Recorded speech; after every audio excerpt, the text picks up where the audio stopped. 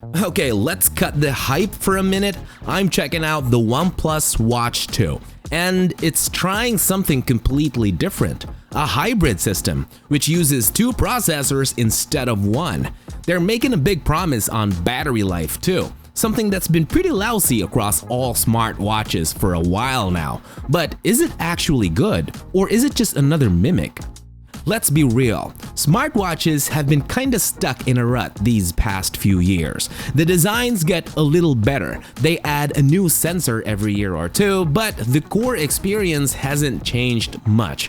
They're all a variation of the same thing. I mean, it's a watch after all, but one thing that stuck out to me is the poor battery life since we need to charge them up at least every day. It's been the annoying thing that most people seem to accept. The OnePlus Watch 2 aims to change all that, but it's taking a weird route to get there. Before we get to the weird stuff, let's talk design. This is a watch after all, and I think a ton of people will care how it looks. Well, yeah, it's well built, it's made of stainless steel, sapphire glass covering the display, and it feels substantial for $300, which again triggers the heavy is premium phenomenon. They even added that military-grade durability, which is neat, but honestly, are you really going to be that rough with it? And personally, I don't believe in that military-grade durability. Here's where things get interesting. OnePlus says it can get 100 hours of use on this thing. That's 4 days. And that's in smart mode, not some barely functional power saver, although they're saying it can even last 12 days when you turn the power saver on. So how does it work? Forget the standard one chip does it all approach. The OnePlus Watch 2 has 2 chips and 2 operating systems. It's basically trying to be the most efficient smartwatch ever and took inspiration from a Toyota Prius. You've got this Snapdragon W5 for heavy-duty stuff like Wear OS and other apps. And yes, the W5 is quote-unquote the standard chip in Android watches right now. But you don't always need high power, right? You only need so little to run the always-on display and have it on standby for notifications.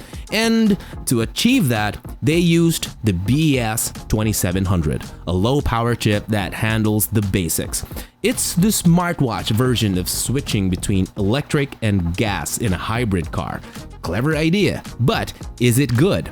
Now, you might think this whole setup would make it feel slow and clunky, and yet it's actually not bad. It does its thing and feels responsive most of the time. All the fancy fitness tracking, watch faces, etc. are there too. But there's some annoyances. Notifications seem to lag a bit.